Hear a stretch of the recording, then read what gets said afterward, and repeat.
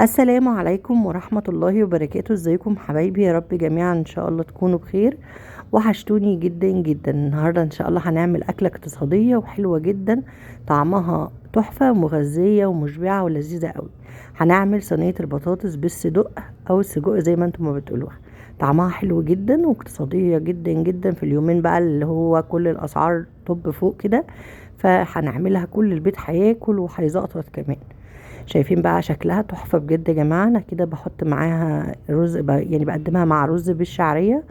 الاكلة دي امي كانت بتعملها لنا في حلة واحدة، كانت بتعملها الاول في الحلة كده. لكن انا حبيت ان انا بس ادخلها الفرن فحطيتها في صينية.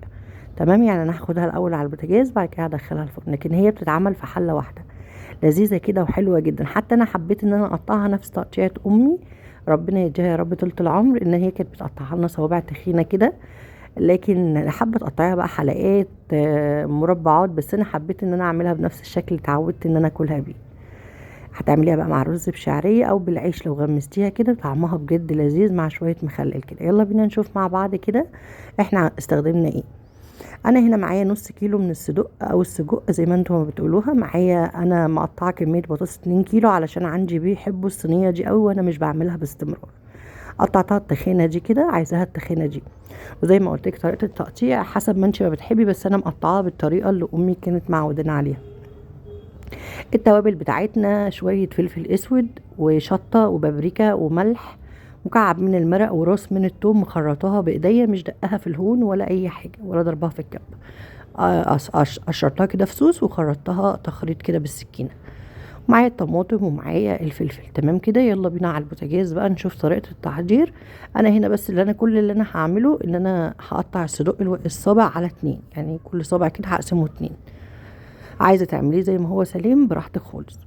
حطيت بقى كده زبدة، وهنزل عليها بشوية من الزيت عشان الزبدة ما تتلسعش معايا او تتحرق معايا. وهنزل عليها براس التوم، وراس التوم عايزاها بس تتشوح ونشم ريحتها، مش عايزاها تاخد لون خالص ولا تغمق معايا. انا عايزاها مجرد ان هي اول ما نشم ريحتها ننزل عليها بالصدوق. بجد الصينيه دي يا جماعه بصوا لذيذه لذاذه. الصينيه دي كمان عايزه اقولك معلومه ان هي ما بيتحطلهاش بصل نهائيا.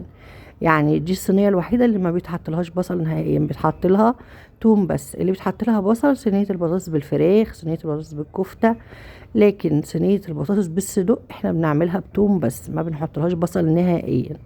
تمام. هنا بقى شوحنا التوم كده، واول ما شمينا ريحه التوم كده طلعت معانا هننزل بالصدق بتاعنا. وزي ما قلت لك كميه الصدق انت ممكن تقللي عن كده، ممكن تحطي ربع كيلو برضو هيمشي الدنيا وهيمشي الحال. وممكن تحطي نص بقى انت وراحتك وانت وظروفك وامكانياتك.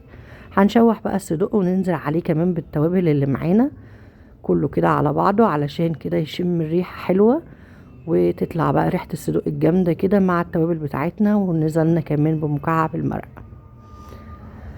وهنشوحه بقى كده ونديله بقى تشويحه حلوه قوي علشان ننزل بالبطاطس. من اسهل الاكلات اللي ممكن تعمليها بجد. انا دخلت المطبخ نص ساعه وكل حاجه كانت خلصت. حطيتها على النار واشتغلت على طول، عملت الرز وكانوا اتغدوا في ساعتها. هضرب بقى الطماطم ومعاها قرن الفلفل كده او قرنين الفلفل كده في الكبه، وهنزل بالبطاطس اشوحها مع الصدوق كده تاخد تقليبه. واضرب الطماطم بتاعتي واروح بقى ايه نازله برضو عليها. يعني بصوا سهولتها. هقلب بقى البطاطس كده مع الصدوق والتوابل كله في بعضه. وضربت الطماطم مع الفلفل في الكبه او في الخلاط اللي موجود عندك واللي متاح. والصينيه دي بقى بالذات، هي انا دايما بقول صفوا الطماطم يا جماعه، صفوا الطماطم. الصينيه دي بقى بالذات يا جماعه مش بنصفي لها الطماطم، هي بتتعمل كده. كانوا بيقولوا عليها زمان قمه شامي، يعني اكل كده كله زي الجماعه الشوام كده كانوا بيعملوا كله مع بعضه كده خلطبيصه يا ابو عيسى، يعني كله على بعض. حطينا كده قرنين فلفل سلام كده يدوا طعمه برضو حلو، وحطيناها على النار بقى تكمل سواها. وهنا هنعمل رز بشعرية. حطيت مكعب كده كبير من الزبدة وعليه شوية من الزيت. وصينية البطاطس القمر بتاعتنا هي بتستوي ورا، وهنغطيها بقى علشان ايه تغلي كده وتاخد وتدي وتطلع بقى معانا بالشكل اللي انتوا شفتوا في البداية. هنزل بقى كيلو الرز بياخد معايا ربع كيلو من الشعرية. يعني انا ماشيه كده نظامي، كيلو رز بحط له ربع شعريه، 2 كيلو رز بحط لهم نص كيلو شعريه، وهكذا. هنحمر الشعريه كده، واول ما الشعريه تاخد معانا اللون الذهبي الحلو هننزل عليها بالرز. الرز من اسهل الحاجات اللي ممكن يعني تعملوها، بس انا حبيت ان انا اشارككم المقطع بالمره. هوبا، خلاص كده هندخل نلاقي الشعريه اتحمرت وصلنا للون الذهبي الحلو اللي احنا عايزينه، وهنغسل الرز بتاعنا.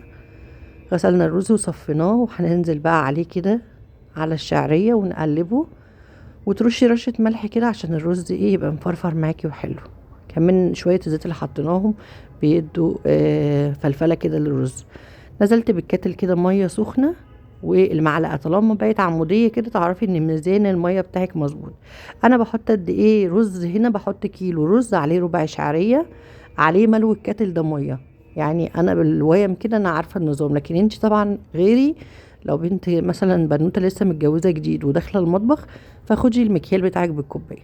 انا كيلو الرز وربع الشعريه بملى عليهم الكاتل ميه كده سخنه، بيبقى تمام. هنا البطاطس بتاعتنا خلاص خدت 3/4 تسوية على البوتاجاز من فوق، وزي ما شايفين كده وصلت للمستوى ده كده. هدخلها بقى الفرن، تكمل بقى الربع الاخير من التسوية جوه الفرن. وخرجناها طلعت بقى معانا بالشكل الحلو ده. حلوة قوي يا جماعة، واعملوها بجد سريعة واكلة بجد مشبعة. انا كنت قاعدة كده بفكر للولاد كده، وبقول لهم وباباهم بقول لهم طب هناكل ايه النهارده؟ فكان عندي صدق في التلاجة، فقلت لهم انا هقوم اعمل صينيه بطاطس، وكان عندي بطاطس وطماطم ورز. فقلت لهم انا هقوم اعمل صينيه بطاطس بالصدق، فكلهم بيحبوها وانا مش بعملها باستمرار. فقالوا لي اه حلوه، اعمليها حرشه كده ولذيذه. بغرفها بقى كده، او بقى انتي قدمي الطبق بالشكل ده كده هيفتح نفسهم. بصي، حطي الرز كده في بوله واقلبيه، ومعاه كده البطاطس حوالين منه، قرن الفلفل كده وشويه الصدق كده لكل مثلا حد هياكل الطبق بتاعه، وجنبه المخلل. واغرفي بقى طبق في النص بقى كده ايه للي عايز يغمس بالعيش، يعني اللي حابب الرز. انا عندي هنا يعني بيشجعوا الرز اكتر، لكن اللي حابب بالعيش اغرفي بقى طبق كده جنبهم، ويلا بقى كده بالهنا والشفا. اكله سريعه مش هتوقفك كتير، وفي نفس الوقت اقتصاديه والله، مش مكلفه قوي زي الحاجات اللي اليومين دول بقى. يعني ربنا يعيننا يا رب ويرحمنا برحمته. حطيت معاها بقى فلفل كده مخلل. ويا رب كده ان شاء الله الفيديو يعجبكم. وعايزين بقى نعمل حاجات كده اليومين الجايين دول، يعني في المعقول برضو، يعني مش عشان احنا بقى داخلين على رمضان نقعد بقى نفترى. وبشوف حاجات كده بجد والله العظيم اوفر قوي في الايام اللي هي الصعبه دي، اللي الناس بجد قلبها وجعها من المصاريف. فياريت نخف على بعض شويه يا جماعه. يا رب الفيديو يعجبكم. باي باي.